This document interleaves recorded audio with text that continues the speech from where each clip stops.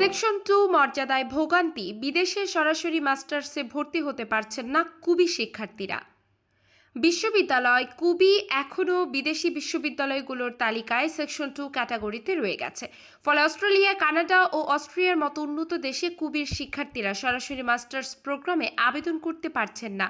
তাদের বাধ্যতামূলক pre masters কোর্সে অংশ নিতে হচ্ছে, যা সময় ও খরচ উভয়ই বাড়াচ্ছে। সম্প্রতি অস্ট্রেলিয়ার নতুন যোগ্যতা মূল্যায়ন নীতিমালায় দেখা গেছে দেশের মাত্র 12টি পাবলিক বিশ্ববিদ্যালয় সেকশন 1 হিসেবে তালিকাভুক্ত। বাকি সরকারি ও বেসরকারি বিশ্ববিদ্যালয়, যার মধ্যে কুবিও রয়েছে, সেকশন 2 এ অবস্থান করছে। শিক্ষার্থীরা বলছেন, এই অবস্থার কারণে বিদেশে আবেদনকালে তাদের ব্যাচেলর ডিগ্রিকে মূল্যায়নের ক্ষেত্রে খাটো করে দেখা হচ্ছে। এতে অতিরিক্ত ফি, সময় ও মানসিক চাপ সৃষ্টি হচ্ছে। কুবির উপাচার্য অধ্যাপক ডক্টর মোহাম্মদ হায়দার আলী বলেন, আন্তর্জাতিক র্যাঙ্কিং উন্নতির জন্য আমরা ওয়েবসাইট, গবেষণা, প্রকাশনা ও শিক্ষক প্রোফাইলে হালনাগাদ করছি।